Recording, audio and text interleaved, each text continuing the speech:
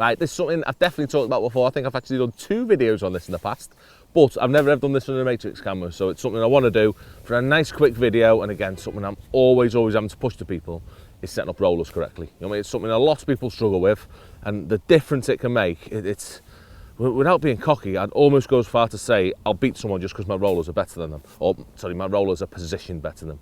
So it's everything for your day's fishing, whenever you're feeding with little tiny pots, or just for smoothness in general. Having your pole rollers positioned in exactly the right position just to allow you a nice easy day, it's everything. It really is. It makes fishing, or not even long, just fishing in general, so much more comfortable, whether that's at 7 or 8 meters, which doesn't make too much of a difference because you're on one roller, or 13 to 16 meters. It's a massive difference in allowing your pole to just be smooth and move up and down your peg nice and quickly without you ever supporting the weight of it. So that's the biggest thing. So before I get off my box and show you the 2 rollers, how I have them set up, firstly, it's how I have it almost at the end. You know what I mean? I'm going to cut back to once they're actually completed. How I want my pole is I want my pole just sat just above my leg. Yeah, it's something people don't use enough, is using the leg as a roller. Your leg is your 3rd roller. Yeah, it's everything for supporting your pole, allowing it to whiz out there nice and quick. The last thing you want to be doing is actually shipping your pole. You know what I mean? Supporting the whole weight of your pole in between your hands. That's good for the 1980s. It's not the way of doing things. You want to be using your leg to make sure your rig goes out there lovely and smooth in a non-jagged fashion sort of thing, without any tangles happening or any spillage of bait. So first thing, it says height. I've got my rolls at a lovely level height, so my pole sits right where I want it. When I'm fishing, my pole sits right in my perfect position. I don't actually use my pole sock. The only time my pole sock comes into use is either on a really horrific windy day, when I might bring it right up here somewhere. You know what I mean, to take that pole if I want to. But if I can get away with it, if there's no wind, I don't want it involved at all. I'll have it nice and low, and all that'll be used for is when I break down sort of in the middle of my pole, if I'm fishing a short line and a long line. I mean, if I've got 2 lots of pole, then I'll use my sock to store my pole. That keeps it nice and safe. But say if it's not too windy, I'll have my pole nice and sat just above my knee. So it allows me to be lovely and efficient. I mean, I can quickly whiz the top kit on. I've got the right one. I can whiz the top kit on so smoothly.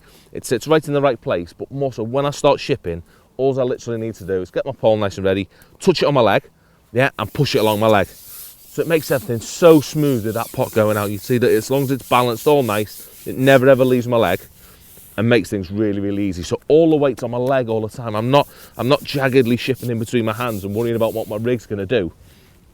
So it's just a case of always pushing on my legs, whether it's my right leg that's supporting most of the weight when I go out there, or my left leg, which my knee actually rises up when I'm coming back.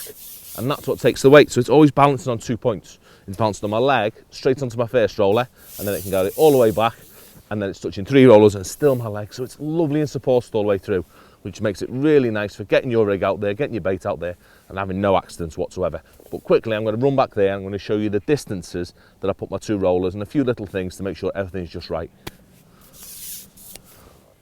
Right, so firstly, it's the closest roller to you. I mean, that's probably the most important one. That's what's going to really balance everything, keep things just where you want them to be. And I want that one. Distance behind me is, if I look at my number 4 section, my number 4 finishes right where I grab it. I mean, it's in my grabbing position. When I'm sat on my box, it's where I grab, straight in, section on, and I'm out.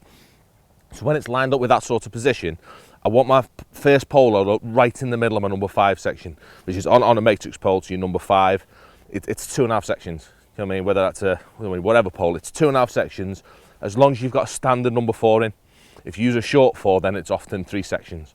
But so with a standard number 4, standard length number 4 in most poles, middle of your 5 or 6 it'll be.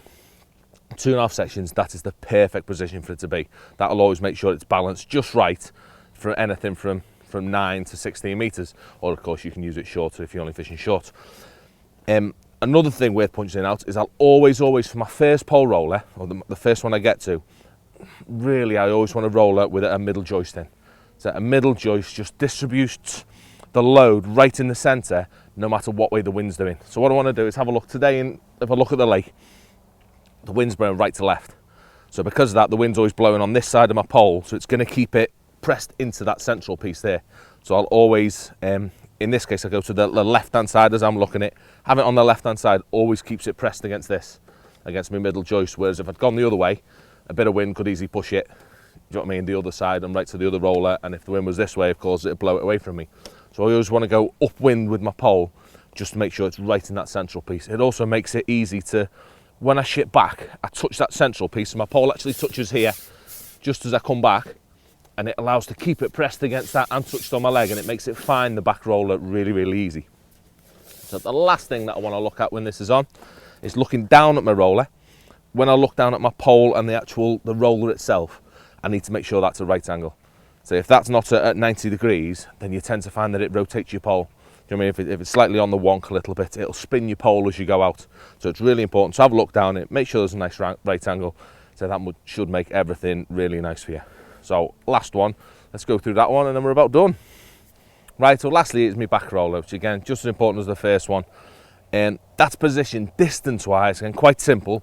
And when that's right in the right position, whenever I'm fishing 11 to 13 metres, I have it right in the start of my 30 metre section, or my graphic section on my pole. So the end of your number 7 section.